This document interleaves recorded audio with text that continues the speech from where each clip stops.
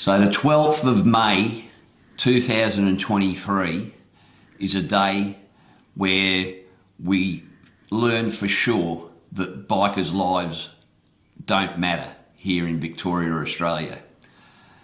On that day we got a court verdict that basically said every one of you are cannon fodder for careless drivers. Stick with us, we'll tell you the whole story. G'day and welcome to Hogs, Cogs and Two Aussie Flogs. This is a motorcycle podcast, as you're probably already aware. A bit of a different show for us today. It's a very sort of serious show, and as Whitey alluded to, it really affects all of us. So a friend of Whitey's was unfortunately killed in a motorcycle crash back in March 2020. Now it's actually a brother of one of your good friends, and the way this has unfolded, honestly, is it's horrendous. And I'll cross over to Whitey to talk more about it, because it's actually more his friend, and but this really affects. If you're a rider out there, you need to listen. You need to share this with all your friends, because this bullshit has to stop, and it has to stop now. And the only way it's going to happen is if we keep fighting for our rights as motorcyclists, correct? 100%, mate. So Jamin Swaneveld was, he was a father, he was a brother, he was a son, he was a mate of mine, who's my tattooist, Chris's brother and mentor. And on the 6th of March in 2020, he went for a ride on his custom Harley. How nice was this custom Harley? Well, the month before it featured on the front cover of Heavy Duty magazine. Yeah. This guy was an artist. He was not just a tattoo artist, he was an artist. And on that day, he thought he was going out for a ride, just to simply go out for a ride with a mate. And at 9:30 that morning, he was travelling along the Belgrave Gembrook Road, coming towards Melbourne from Gembrook. And the driver of a motor vehicle did a right-hand turn across double white lines in front of him, turning into Ann Street. And he had no time to react, and was seriously injured and died on the side of the road, basically. And as hard as that was, and I attended the funeral, and it was a magnificent funeral. It was attended by an amazing amount of people, mate, and he was held in such high regard that I remember the entire street of shops where his tattoo parlour was in Upway closed, and there were people actually crying in the street. So it was a rough time for the family, but moved forward nearly 3 years to the 12th of May this year, and it was made all the worse by the verdict that came down by the court. Yep. And that verdict should shock and sicken pretty much any person that rides a bike in the state of Victoria, and it could happen anywhere in Australia. Because, quite frankly, the verdict, from what I can see, makes us cannon fodder. Yep. And it was just unbelievable what went on in that court case, mate. So not only have they lost a member of their family, but they've been completely let down by the judicial system. Yeah, and that's what we have to call it, is a judicial system, because it's certainly not a justice system. No. You know, I mean, I watched live the court case via, I don't know, Zoom, or the type of, only a certain amount of people allowed into court, so a lot of people watch this by Zoom, and to watch the defence counsel explain that you need to take the emotion out of it. And to look at the faces of the family in court is to say, take the emotion out of it. They've lost one of the pillars of their family, and to then listen to every excuse under the sun as to why that happened it was just sickening, because every one of them, it seems a lot easier to blame a dead man, isn't it, for his own demise. Well, he has no way of coming back. No. He has no way of answering, does he? No. Which makes it very easy if you're... Mate, look, it was a hard time for the family and certainly for his friends. And the first thing I'd have to say is watching that family in court. And that was a family of not just his brother and wife but also his best mates that were there. And they were hurting. And they sat there and they had to listen to this shit. And it was just, I had to leave the room in my own office several times because I was just getting so angry at what I was hearing. And this is the thing. Not only have they gone through all that shit, but you know, all that stuff that you go through when one of your loved ones dies, especially unexpectedly, but then to be basically told by the court that it's his fault. Yeah. When all he was doing was riding down the road, a bloke has turned in front of him, and look, we're not saying that, you know, it was done intentionally. We're not saying that, but some form of you have to own it at some point in time. And you know what's happened is this guy's turned in front of him. Jarman hasn't had time to react, and he's gone bang straight, basically head on into this car. All right. Now, from what I know, the car crossed across double lines, which you're not supposed to do. He has failed to give way, and he has unfortunately taken another man's life by doing that. Now, I would have thought somewhere along the line you would at least have to answer a charge of failing to give way. So all the family wanted was some accountability. Yeah. And they got nothing. Well, they got blamed. Yeah. Jarman got blamed. I mean, let's go back a little bit before the defence summed up. They sort of said what you have to prove, and all you have to prove in this is that the driver's actions contributed significantly to this accident. And it would appear that by crossing double white lines in the path of an oncoming motorcycle, you did not significantly contribute to that accident. And I just can't understand that result. I can't fathom it. It seems that they put as much credence on, you know, one of the things they brought up was that he was riding a dark bike. Well, we'll put up on the screen now that bike. How dark's that look to you? Because that was a beautiful machine, and it's a bluey grey, not a black. The only thing black on it was the bloody tyres. This is at 9:30 in the morning, by the way. 9:30 in the morning. So the defence stated that it was cloudy, poor weather, poor vision. Now, I'm sorry, but let's put something else up. Let's have a look at some footage I took just the other week at around about the same time of morning. And although it wasn't a cloudy day, I will be damned if I could see that at 9:30 on any day that wasn't pouring down with rain, and it wasn't. It was a dry day. Yep. That this could be considered to be, you know, you'd think it was pitch black at 9:30 in the morning. Yep. Which is absolutely ludicrous. So we'll put that vision up now.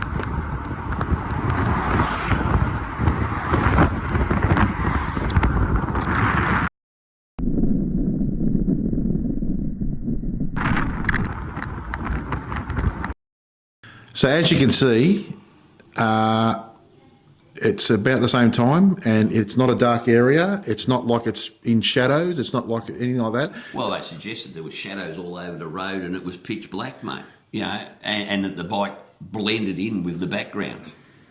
And they also suggested because he was wearing black, Yep. that was another Dark clothes. Dark clothes. Dark bike.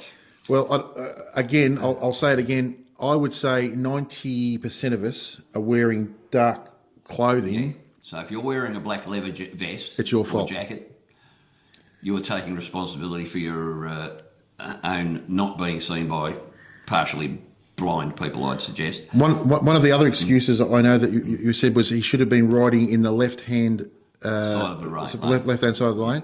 Now, as far as I know, when you're in a lane, as long as you're within that lane and you're not leaning over the other side of the road... No, clearly not. No. Clearly not, because a bloke in a suit that's probably never thrown a leg over a bike was saying that he should have been on the left-hand side. Now, if you can ride through the bloody Dandenongs on the left-hand side, I mean, there's that much leaf litter and shit on the left-hand side dangerous. of the road. Let's face it, he wasn't... who rides that close to the left-hand side of the road all the time? And ridiculous. He wasn't just within the lane. He was 1.5 metres within the lane, right? Well, at worst. The one thing we know is that the car was 1.5 metres into his lane. Yeah. And so they blamed the clothes, the bike, the road position, and because when the bike came to arrest, the speedo was stuck on 70 kilometres an hour, it's a 60 zone there. Excessive speed. Yep. Now, there is no indication whatsoever, and just because it's stuck on 70 doesn't mean it was going 70 when it hit the car. It means that the back wheel was spinning at 70 kilometres an hour when the vehicle came to arrest, and whatever happened to, stop that speeder. But I mean, I don't care if he was doing 70, mate. In that location, to me, there is at least, I would say, a good 250 to 350 metres of clear road. Clear road. Yep. And how you can not see a car. Look, my only thing is there's only one way this accident could have occurred. And I don't care what jury came back with. The only way it could have occurred is that the bloke in the car didn't look. He might have looked, but he didn't see. Correct. And there is no evidence of braking or anything. So this comes back to a bit of personal stuff for me as well, because as you know, I was involved in an accident the same. And if you want to go clearly your fault, mate. Yeah, well, exactly, because I was wearing black. I was on a black motorcycle. It was at 9:30 in the morning, and the woman didn't see me. Yeah. She comes straight through a give way sign. So if you go on that rationale, it was my fault for being there. Mate, I just cannot believe that they were able to sit through. So what I've done since then, though, is obviously I've had a lot of chats with Chris, and Chris is Jarman's brother, and I sat down with him last week and we had a chat about this. Okay, so I'm here with Chris at Howling Wolf Tattoos up in Yarra Junction, mate. How you doing? Not too bad. How you feeling, mate? Yeah, not too bad. Feeling all right. Well, mate, I reckon that's a bit of an overstatement after the results of last or about 10 days ago. As I've already discussed what's happened, so we won't go over it again, mate, because I think you don't need to go over it anymore, and I'll probably puke if I do. But what I did want to, one of the things they brought out in the court case, or the defence solicitor especially, was that you have to take the emotion out of this. Yeah. I'm telling you, mate, for a thing that was supposed to take a lot of emotion out of it, there's no emotion being taken out. No. Tell us how the events of this and the subsequent trial and acquittal has affected you guys. Sure. I mean, you could imagine that many families lose loved ones in their life, and when it happened to us, it hit everyone really hard, Yeah. Especially when you've grown up with someone, and in my case, I've worked with him for many years. You build up such a bond with someone that the loss of losing someone is always going to be devastating. Yeah. But it's in a circumstance like this, it just compounds even harder, you know, when you don't get a chance to say goodbye to someone. You don't see it coming, it really hits hard, you know. You really start to question why. Yeah. Why, Yeah. you know? It's funny, isn't it? You look around and you see all the people that are taken, and someone as talented especially as Jarman. I mean, he wasn't just a tattoo artist. No. He was an artist. Yeah. I mean, I've seen some of the helmets he's done. Geez, I'd love one of those, mate. Geez, Yeah, how nice yeah, are yeah, they? yeah. And Well, that was it's his not life. just that, his bikes that he built. I mean, Heavy Duty magazine. How long was this? This was the edition before he passed. Yeah. That was, And that's that his came bike out. on the front. That came out 2 months before he passed Yeah. away. And that's a good testimony to His skills. something that he achieved in his life, you Yeah. know. His artistic skills, his just ability to kind of create this world and just put something amazing together. Yeah. Well, if you wanted ever to see something amazing that he'd put together, and I know he did it with your help, mate, Yep. was his tattoo shop. Yeah. Up in Upway. And you walked in and it was like, move out of the way, Uncle Fester and the Adams family. Yeah, Because absolutely. it was the coolest place. Absolutely. I remember walking in there the very first time and I met him because he was the only one there that day. And wow, he was a cool dude, mate. Yeah. He just had that cool persona. You knew that he was just He oozed, a cool person. He oozed that charisma, you know. Yeah, he did. I think anyone He that did. met him just instantly kind of thought the same thing, you know. Yeah. What an amazing person. Yeah. And the beauty was he made everyone feel validated Yeah. when they met him, you know. Yeah, well, you know, he stopped what he was doing when I dropped in. He wasn't Yeah. tattooing, obviously. Yeah. And gave me all the time in the world. Yep. And yeah, very, very sad. But taking away from that, let's move forward now. 2 years, the court case, mate. Sure. But, Yep. I mean, I watched you and the boys and his family in the court, and it was bloody heartbreaking. Yeah. How you remained calm with the bullshit that was being spoken about. I mean, it seemed to me that everyone was to blame, and then suddenly Jarman was to blame for his own demise simply for having the gall to ride a motorbike. Yep. You know, and the bloke that cut across his path and cut the double white lines up to 13 metres back from where he should have Yep. crossed onto the other side of the road held no responsibility whatsoever. It's unbelievable. What time of day did the accident occur? It was 9:30 in the morning. 9:30 in the morning, so obviously pitch dark. Yeah. Nothing could be seen. No, it was... This is the bike that he was riding. that's it. This is the bike he was riding. Now tell me that is a dark bike. You are shitting me, mate. And it just It had a black tyre on it. had a black tyre know? on it. It's a blue bike, well, bluey grey bike with plenty of chrome. Yeah. Doing, well, there's another thing. They presumed he was doing 70 kilometres an hour because the speedo when the bike was recovered Yep. was stuck on 70. Yep. But there's no telling that. No. Because, I mean, all it needs is for the back wheel to come up and the back wheel to start spinning faster prior to it coming to a rest or That's it. prior to the I mean, speedo by all of cables. accounts, he may not have had much time to react, but it's quite obvious to a lot of motorcycle riders that you might twist the throttle to try and get around. Yeah. You know, when you have an impact like that, your throttle can get stuck on. There's so There many was no variables. definitive proof as to the speed. I think 10 k's an hour is Is quite reasonable Yeah. in the So- in the circumstances, you know.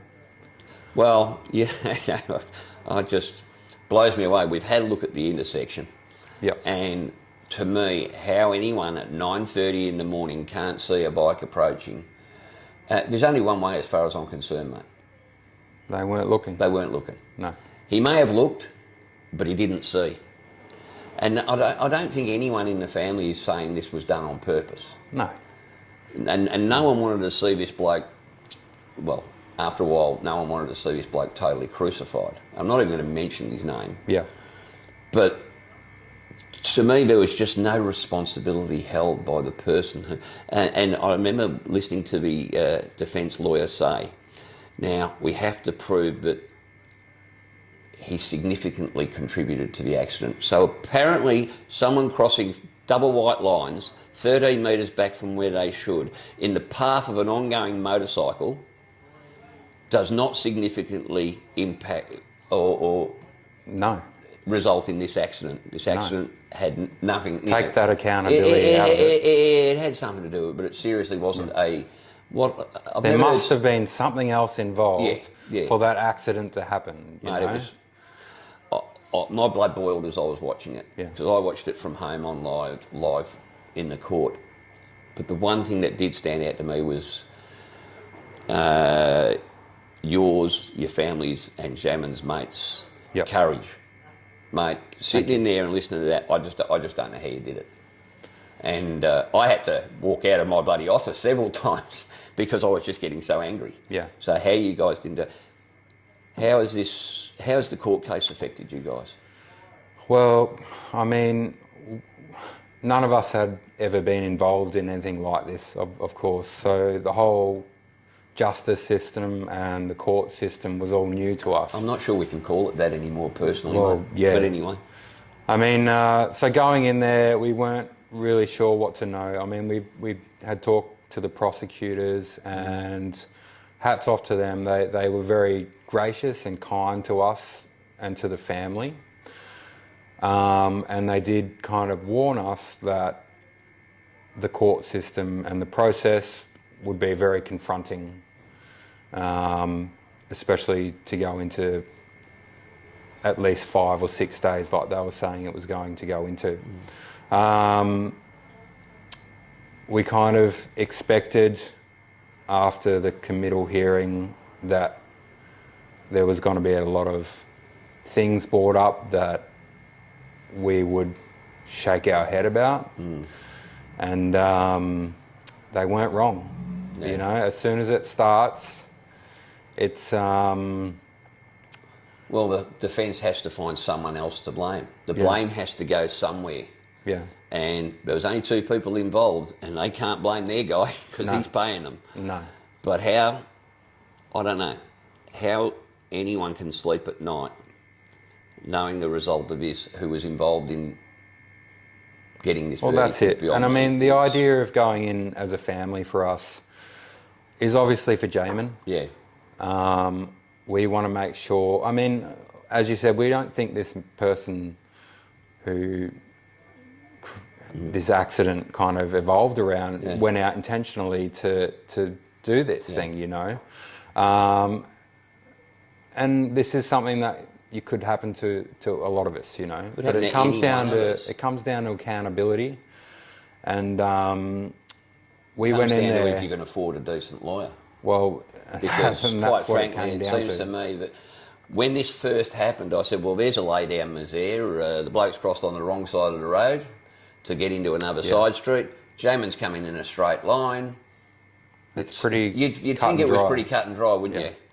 Yeah, not in Victoria Which is or Australia. Which is why it's surprising. You know, we thought, okay, he's done something wrong. It's ended like this. We just want some accountability. Yeah. Okay. These things can happen, you know, but to put a family through a trial that went over 6 days to bring up some unbelievable, questionable topics. Yeah. You know, the only thing that was not considered from what I could see in that trial as being a possibility for this accident was that he didn't see. Yeah. He didn't look properly.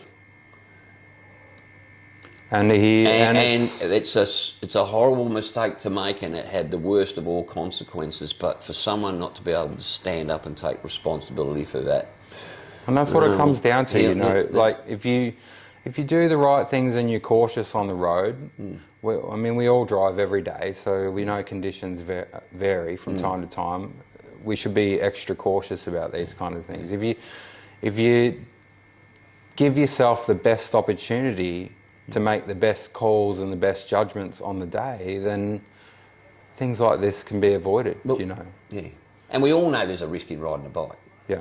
But you know what? When we're legally cannon fodder, is what I think this is. Yeah, that's legally, a good word for you know, to be a bloody motorcyclist in Victoria these days, to me, after hearing this verdict, it doesn't give me any confidence at all that if someone does the wrong thing, that they'll be held to account. No. And you know, and it at the end of the day, this is why we went to court, was to know that even though it's a tragic event, that there's some kind of system in place that holds people accountable. And well, when you find it, let me know. And you've been in this how long? And So, mate, so what effect has that all had on? I mean, obviously you're gutted. It is. I mean, you'd have been happy with what, a guilty verdict and a slap on the wrist, because it would have been accountability. That's all it comes down to, you know. The worst part about going through it is to hear what I call victim blaming. Yeah. Someone who has passed away now, he can't defend himself or his actions, and he's being blamed for creating the circumstances which resulted to his by death. riding straight round a bend and around a corner. Well, I mean, what we know is that he was riding in his lane, he was going about his business, not doing anything illegal, but you know, but apparently he dressed too dark on the day. He you know, black he was, leather jackets are now outlawed. He was riding too close to the centre line, like because he should have been riding in the leaf litter on the left, shouldn't he? That's what they basically said. He should have been riding on the left. Well, if you can ride through the Dandenongs on the left, good luck on that. That's it. That's the thing, because the amount of leaf litter coming off the trees and on the road. I mean, motorcycles are trained. You have a lane. It doesn't say you have a section of the lane. Yeah. So that was bullshit as far as I'm concerned. And that's it. You know, I mean, to hear some suit sitting up there telling us where we should ride on the road. Yeah.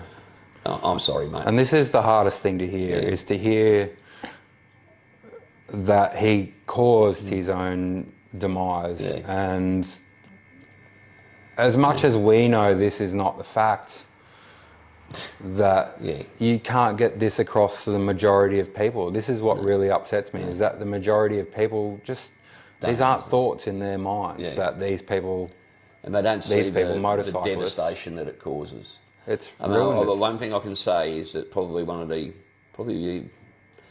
apart from anyone I've known, the Jammon's funeral was unbelievable, mate. Yeah. I mean, not only did he have representatives from the hot rodding world, representatives from the motorcycling world. I mean, I saw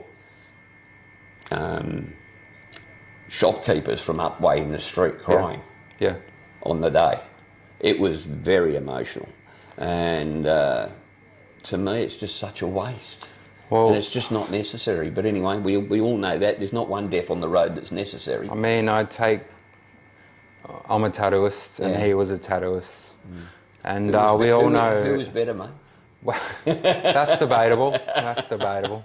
But he taught me everything I knew, so an ode to him. Yeah. But, you know, in the tattoo industry, we have to put up with this idea that tattooists are scary, criminal... Well, you're a scary bikies. You know, I do own a bike, but I'm not a criminal. But these, judging a book by its cover is ridiculous, you know. So to assume that he's some kind of bad bikie that's riding around, like doing illegal things on the road, is just ridiculous. This is unfortunately the stereotype that everybody that rides a bike has these days. You know, everybody's watched way too much bullshit Sons of Anarchy. You know, and You know, they say, 1% of the bad guys. Well, I reckon it's probably 1% of 1% personally. Yeah. And, people just need to be a little bit more... I mean, the reality is... He was a father. Yeah. He was a husband. Yeah. He was a brother. He was a son. He was... An unbelievable friend. Working, mate, he worked bloody hard from what I could see because he was always in that shop. And he paid his taxes. Yeah. And didn't have a criminal record. So at the end of the day, let me show me a suit that's not that's as crisp clean as that. Yeah, that's it. Mate, I'm sorry that this happened to your family. I'm disgusted that the legal system has allowed this to occur. And I just hope that you and the family can find some closure. I know it's very hard when you've had a shit result like that, but that's what he would have wanted. Yeah. He wouldn't have said shut down, mate. No, absolutely. And then one of the hardest and strangest things that you hear all the time is, he died doing what he loved. It's not. If he had chosen to go that way, I'm sure he would not have chosen that way. Yeah. But there is one thing for sure, that riding motorcycles, building motorcycles, and being part of that world and community made him who he was. Yeah. And it made him a great person to remember. Yeah. Because his memory lives on in so many people, you know. Yeah. And that's a testament to how many people. I want you to. The last thing I'll say is his two mates that were in the court with you. Yep. Shake their hands for me, mate, because they were hurting too, and it was hard to watch the lot of you in the court, even on the little screen that I had. Yeah. Watching it in court was just, and to me, there's got to be a better way.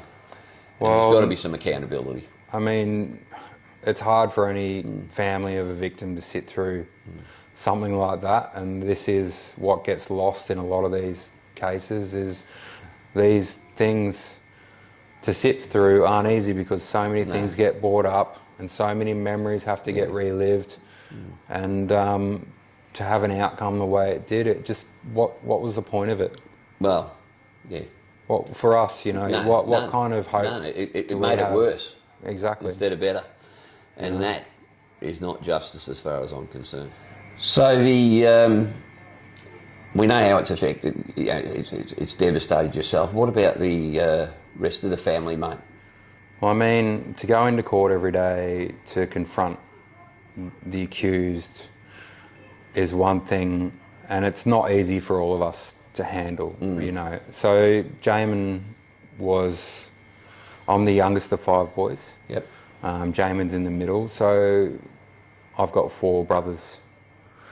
And not all of them can make it down. So my brother Daniel and I, on behalf of our immediate family, were there to kind of bear witness, I guess, to say, to the proceedings on behalf of my mum and dad, who obviously find it hard. Oh, without doubt. To go through something like that after what they've already been through is heartbreaking. And to my other brothers, whose memory of my brother shouldn't be tarnished by something like this, going through and reliving these experiences, So these are the tolls that live on in someone's mind, not just the event, the aftermath. Yeah. And these processes that you have to go through are devastating for people to have to live with. Yeah. And then, of course, to the immediate extended family, to my wife, to my brother's families, to Jamin's immediate family, to his friends and all that. A lot who were watching via the Zoom meeting, as you were, to feel support from them, but also for them to witness our frustration at knowing how this kind of process has gone, And that's horrible. Unfortunately, that's what it is, though. It's a process. It's I don't know. I just struggle with the fact that there just didn't seem to be any justice, mate. Well, no. Justice would have been, right, the guy did the wrong thing. you know, and we don't want to send him to jail. He's stuffed up. If you do the wrong thing, you know, you need to hold your hand up and be accountable. Well, for if it. you're a man, you do. And if you put yourself in those shoes, you know, imagine putting a family through the heartache of going through a trial. Yeah. It's horrible, you know. Well, and it's something that all of us, unfortunately, could be in the same position. Well, 100%. And you would hope that you were man enough or woman enough to put your hand up and say, I've done the wrong thing. I will do everything in my power to make it right, you know. You know what? In some people's minds, mate, that there'll always be comeuppance. Yeah. And you know what? He's got to live with this every day, so no court can take that out of your head. And that's something that we hold on to, is we know that Jamin went out that day just out there for a good ride to catch up with his mate. He wasn't doing anything wrong, you know. He's not the one that has to explain these actions. This guy has to live with this every day. And I hope he remembers our faces in court, because the pain after hearing the not guilty verdict, and I asked him to look at me, and I made him look at me, and I've made him, hopefully he remembers my face and the face of the people that he's hurt. Well, mate, there was more than what was just sitting in that courtroom, mate, that were hurt that day, I'm telling you now. So, anyway, thanks for chatting, Chris. And I'll be back here shortly, because you've got a little bit of work. We've got some space on you. You've got a little bit of space. You're looking at my other arm very bloody... Well, it's very blank. Come on. It's been blank for too long. Cheers, mate. Thank you. Cheers. Pleasure. Okay, so you've had to listen to that. First of all, I just want to say I am just so sorry to that family, and there's nothing that I can say. I know you're pretty cut up about it. But if you've just watched that and you're not as pissed off as we are, I don't know what to say. I cannot believe that they thought that it was his fault. I mean, how? Well, you know, it's not about... I don't suppose they would say that they didn't assign blame. They just found other contributing factors. But how you can say that a bloke turning right across the path of another vehicle, no matter what that vehicle is, across double white lines... Well, so you failed to give way at the very... Up to 15... And it came out in the court case that it was somewhere between 5 and 15 metres back from the corner where there is a break in the double white line. So somewhere between 5 and 15 metres back from that is when the driver crossed the double white lines. So we've done up a drawing to show you exactly what happened. Whitey, if you just grab that drawing. Yeah. Jug it up here. Paul's a fantastic artist. So you explain it, Whitey. Yeah, so basically the vehicle's coming down this... the vehicle's coming up this way. Yep. Here's Ann Road. This is Belgrave Gembrook Road. There's a slight bend across here, and then it bends around to the right. And that's double white lines. Double white lines both ways. So the vehicle here is somewhere between 5 metres back from the break in the lines and 15 metres back, crossed over the double white lines. It's gone across the double white lines by approximately 1.5 metres and been struck by Jarman coming in the other direction. Now, we're not saying that this guy should be going to jail. No, not at all. Right. But all the family wanted was just some accountability and for the guy to say sorry or something. But I know what's happened. He's going up that road. He's looked at the road, and probably, he's probably turned that corner I don't know how many times before, and hasn't seen Jarman. And it's just turned and gone. And then all of a sudden, bang, Jarman's there. Because I can tell you this, if Jarman was travelling at an obscene speed, even if he was... Well, there's witnesses that stated he wasn't. He wasn't. But that's what I'm saying. If he's travelled at 70 kilometres an hour, he would have had ample time to stop, even if he was 50 metres away, right? Now, the only way he's not going to have time to stop is if this guy's just turned and bang. We all know how quickly it happens, right? And literally, it's turned bang because there's no other way of My biggest problem with this whole thing, nothing's going to bring Jarman back. no. But the problem here is it puts every one of us on notice. Yeah. That if we wear a black leather jacket, ride a black bike, dare to go a kilometre over the speed limit, and don't sit in a position that some bloke who's never ridden a bike has ever been on before tells us where we should be riding within our lane. So now there is designated parts within the lane that we should be riding on. And we're second-class citizens. Like, please, I mean, who the hell sits in the far left of a lane? I mean, it's dangerous. Yeah. I mean, to sit in the left-hand lane, that's where the gravel's going to be, leaves are going to be. You got no time to react if wildlife comes out from the left-hand side. No. This is in Australia. In America, it applies to the other side of the road or other parts of the world. I mean, what they've done is they've absolved this guy of any basic wrongdoing whatsoever, and it's completely the rider's fault. That's the only way you can look at it. Yeah.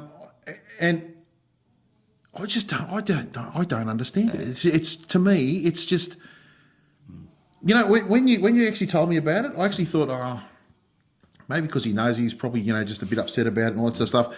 When I actually watched that video and hear the whole thing explained and all the stuff you showed me, I cannot believe. And true or not, Whitey sat down before and showed me everything, and I sat there looking at it all, and I looked at Elaine. Elaine was like disgusted, and I was disgusted as well. Like, what are we here? We're just pieces of shit. Yep, and I don't know how we're going to fix it, mate. I suppose if we pay our $80 a year or whatever it is safety tax, that'll really help. Yeah, well, there's another thing. Don't get me started on that. I mean, this whole safety tax. I mean, what is it? Wait, all you want is to have a fair go, and that's all this family wanted was just a fair outcome. Like I said, we're not saying he should have gone to jail. We don't think he did it on purpose. That's not what we're saying. What we're saying is clearly he's done something wrong. Otherwise, the guy wouldn't have run into him. Right? Well, clearly courts have decided that, but he didn't do anything wrong, mate, because there's absolutely no consequence for those actions. And it's frigging heartbreaking to sit with a mate and discuss it and say, you know what, mate, as a collective community of Victoria, we clearly don't give a shit because that's how we've been treated at court. And, you hear about these sort of things, but when it happens and you see it's gutting. And as I said, for every bike rider out there now, you're on notice in Victoria that you ride a black bike, you wear a black leather jacket, you're fair game, as far as I'm concerned. Yep. Guys, this isn't about YouTube and all that sort of stuff. This is fair income shit here, right? And I'm telling you now, even if you don't share this or whatever, at least discuss it amongst your friends and if you're involved in motorcycle clubs and stuff, you need to discuss this sort of shit, because if this is the stuff that they're going to deal up to us, and this is the shit that they're going to say, they're going to put on us. I mean, they didn't listen to anybody about those freaking cheese graters on the side of the freeways. They haven't listened to us about potholes and shit and people getting hurt there. This, again. Well, this is the fin edge of the wedge, isn't it? Really? This is the end result. Is we all just would hope that if something happened to us, there'd be a skerrick of justice. Something. Well, in the Victorian legal system, there is no skerrick of justice. And yeah, the guy didn't even apologise. Mm-hmm. And again, he won't apologise because, and that'll be all legal shit as well, because that's an admission of guilt and all that sort of stuff. But even after, wouldn't you have just said, "Look, I'm just really sorry that you lost a family member"? I mean, something. I mean, it sort of points to the sort of level of humour you're dealing with when that sort of shit happens. Now, I don't know this bloke. Yeah. Probably don't want to, but this has to stop. This honestly, I've never been so disappointed in.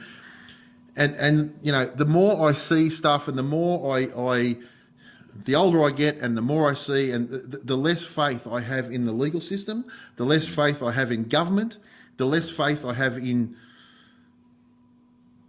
people that are supposed to be doing their job, and in humanity. It just guts you when you see this shit happen. I don't know about you, mate, but it's just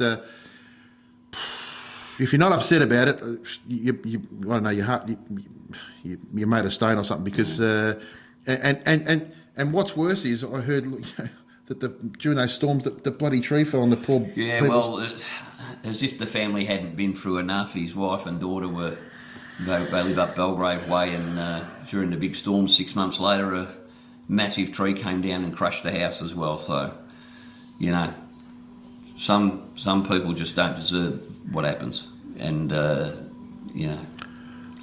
And I've got to say, mate, I just would have loved to have been able to show some of the artwork that this guy did, not just his tattooing, but I saw some helmets at his funeral that he painted up, and oh my God, what a talent, what a talent. I mean, his tattoo parlour was just, you walked in there, mate, and it was like going into the Addams Family, but with class.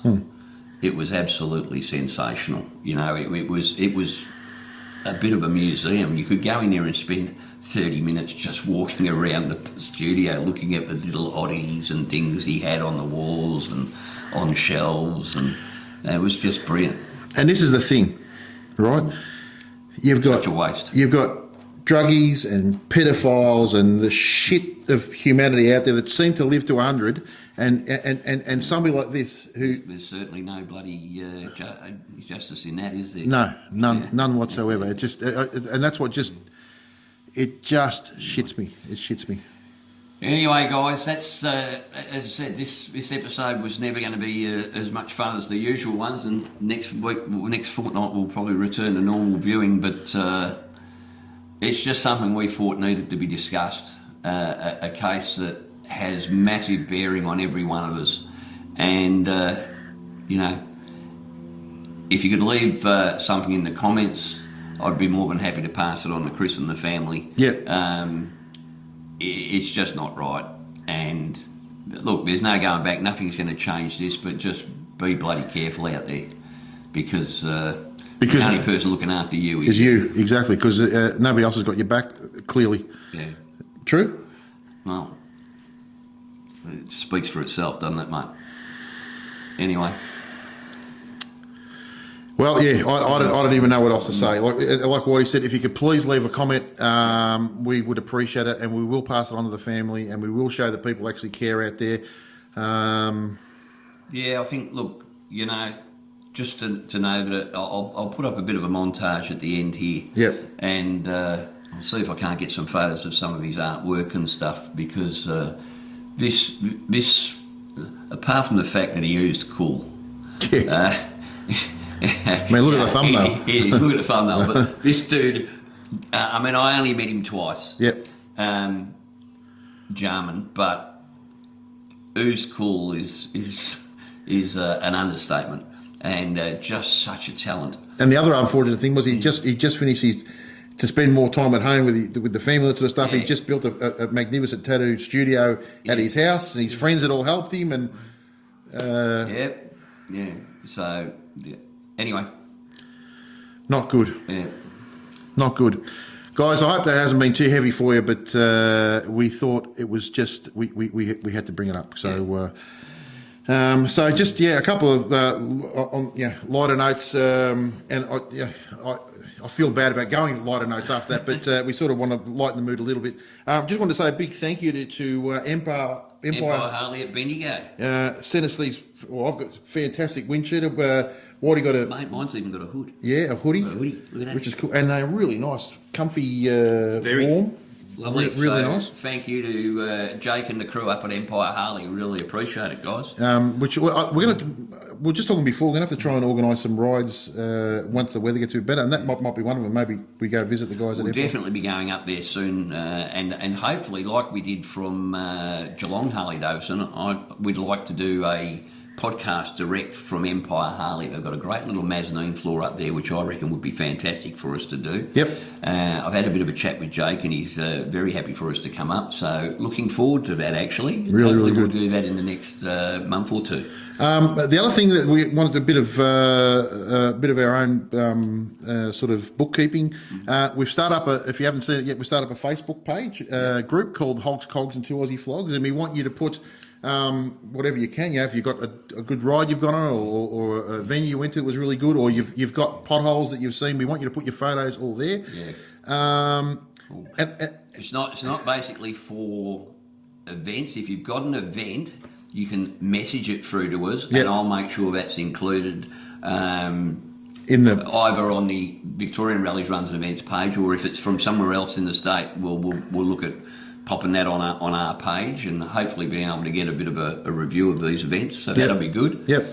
The other thing we've got, mate, is when you're sitting at home working in the garage, we need some tunes, don't we? So now, if you go to Spotify, not only can you search for this podcast, video podcast on Spotify, and it's a video podcast. Yep. If you search Hogs, Cogs, and 2 Aussie Flogs, you should get 2. Yep. There's the podcast and our new Playlist. Some very cool tunes, about 4 or 5 hours of music on that, I think. Yep. It's all our favourite tunes that we like, and probably you like them as well. Well, I've looked at the demographic of our team. We've hit somewhere between Steppenwolf and Disturbia or something like that. So 5 Finger Death Punch. 5 Finger Death Punch. Oh, I do like them. So we'll put a link to the Spotify playlist in our thing. We'll also put a link to the Facebook page. I mean, it's only been up 2 days, mate. There's already over 100 people joined that. So fantastic. Really appreciate everybody's support. And hopefully going forward, it'll be a really good conduit between us and you guys out there. So, because what we want this to be a community, don't we? Not just, 100%. this is not just for us. This is for everybody, right? So we want this to be a community, and the way we're doing it is this Facebook page, the playlist, and all that sort of stuff. We want you to be as involved as possible. Correct? 100%. So that's what we're getting at, and that's why we did the Facebook page. So if you've got something that you want to bring to our attention, or that needs to be said, or something you've seen that you think is important, by all means, put it on there, put it up there, and then everybody can see it, not just us. But it's been fantastic. Now, also, should we mention that we could have a couple of sponsors coming on board? Well, yes, mate. We're in talks at the moment, and it looks like we spoke about Resurgence Jeans the other week. Yep. Well, Resurgence Jeans are very happy with the response that we got, and it looks like we'll be talking with them and getting some product to have a look at. Yep. And maybe you might benefit from that as well. Well, yeah. So they're talking about being able to provide us with a discount code. So if you're a flog, you'll be able to get some cheap merch there. Yep. Which will be fantastic. And also a big shout out to Hoglights. Yes. Australia's LED champions, quite frankly. I mean, they've got some absolutely sensational product on the Hoglights site. They're predominantly a lighting company, or an LED lighting company, and had a chat with them the other day, and there'll be a lot more to say about that in the next episode. But safe to say, if you're looking at buying some decent lighting for your Harley Davidson or any other bike, because they do lighting for all bikes, hang off just for a couple of weeks. Yep. All right, because just wait, because we think we're going to have something good for you there too. And if you've ever ridden a Harley with a good light, or a Harley with a Harley light, I can tell you now, my Fat Boy has got a Daymaker and magnificent, beautiful light. I can see the whole road, no matter how pitch dark it is. No lighting, no street lights or anything like that. Fantastic, but my Road Glide has got a stock one. Yep. Yeah, I think I'm going to be putting a Hoglite on that very well. soon. One thing I really need to put a Hoglite on is my Road King, because that's about as good as a candle. Yeah. Well, I actually said that the other day when I was chatting You know, it's just like holding a candle in front of the bike. They're freaking useless. Yeah. I mean, look, you know, we're Harley guys, and we love Harleys, but there are some things that Harley could do a lot better. And one of the things they do is they put in LED lights lately, but they're reflective LEDs. Yes. And from what I hear, that's not the way to go. And although mine has an LED, it's, as I said, it's like the candle, mate. Yeah. So hopefully both those companies are coming on board. Yeah, which would be great. We got some good prizes coming in, but in relation to some safety gear or some safety equipment coming in from Survival. First aid kits next week, hopefully. So hopefully in the next episode we'll find some way of rewarding one of our loyal listeners. Yep. Now we've also got, there's a $50 voucher from Betty's Deals that we have. Betty's Deals out at Dandenong opposite Harley Normal. So it's burning a hole in our pocket at the moment. We want to give it away. So all you need to do is, if you provide a comment down below, we'll chuck your name into anyone who comments on this video. Yeah, we'll chuck your name into a randomizer. Yep, and someone will win a $50 voucher for Betty's Deals, which does all sorts of man cave signage. Yeah, a lot of the stuff. Flattening around here. Yeah. So it's got all that sort of stuff. So that's again, like I said, guys, we're in this for the long haul. We're in this, like I said, to create a community. We want you guys to get something out of this. Yeah. Correct? Yeah. Look, that's why we want to get some, and especially Australian suppliers to get on board, because if we can bring things to you at a little bit of a cheaper price and give you some good reviews and show you this product. And recommendations. And recommendations and non-recommendations too, I guess. Yeah, look, if we find something that we don't think we'll never say something's good if we don't think it is. Yeah. You know, no one's got a product that's that good, no. Quite frankly. And I don't want to put something crap on my bike anyway. No. So there's no use throwing crap at us. Yeah. But if there's a quality product that any of your companies want to get out, let us know, and we're happy to show it to you. Like we said before, something like Resurgence, I mean, I've product tested them.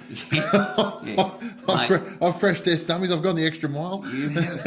You've thrown yourself down the road, mate. With, under a car. Yeah, so I can... Actually, you threw your wife down the road and you jumped on top. Yeah, and I jumped under the car. Yeah. Twice. Yeah. So, look, you know, if we can bring something to you guys and we're trying to add value for you for sticking with us and for watching the channel, we'd really appreciate it. So that's last thing for today, mate. Rallies, runs and events. There's but one event, because we're in the quiet season, mate, especially here in winter. So Melbourne Motorcycle Tourers have got a ride on the 17th of June, which is next weekend. Des's Yarra Trail Ride, and that's leaving from, bear with me, Yarra Trail. Meet at the Code Black Coffee Shop, 119 Howard Street, North Melbourne, for a 10 a.m. departure. So I don't know much more about that. It's an informal group of motorcyclists, from beginners to expert riders. So if you jump on the Victorian Rallies, Runs and Events page, have a look if you're interested in going for a ride on Saturday the 17th. Could be worse things to do on a day off. Exactly, that's exactly right. Beautiful. And that's about it, isn't it? That's about it, mate. As I said, look, it wasn't such a fun episode this time, mate, but I think it's a subject we had to get out there. It's certainly something I had to talk about, and all I can say is that hopefully a little bit of knowledge makes us all a little bit stronger. But we've got to keep on top of this sort of thing, mate. I don't know I don't think there's anything we can do about it, but the knowledge is... There's nothing we can do about this. No. But I think moving forward, maybe, look, one or two of us can do bugger all. There's always strength in numbers, right? 100%. And governments will only act if they think they're going to lose something out of it, right? So let me tell you, if we keep going down this track and we all band together, and this is the biggest thing about Australia. Everybody goes, and I'm not having a crack at anybody, but it's all very well to sit on Facebook and say, how shit this is. It's a different thing if you want to get off your ass and actually make an effort to change something. So we're going to try and put some things together moving forward about trying to get change to happen, whether it's for potholes or this sort of stuff. But the only way that can happen is if you guys support that cause and get involved. Because like everything, you know, volunteers are hard to come by. And it's what we don't want is for more people to die or get injured, and we don't want that to be one of our listeners. So if we can make a difference by getting groups of numbers and all of a sudden starting, like we said, start rattling cages. So once we start putting some of these things together, we're going to need your support. Otherwise, nothing will change. Yeah, 100%. So I'm putting it back on you. We're happy to carry the can, and a few of you have put comments in, you should do this, you should do that. We're happy to do it, but please jump on board when we do it and support the cause, because if we all get together, we will force change. 100%, mate. Always happens. All right, we'll see you in a fortnight, I reckon. That's it from me. That's it from me. And that's it from Hogs. Cogs. And 2 Aussie Flogs. Ciao. See you guys.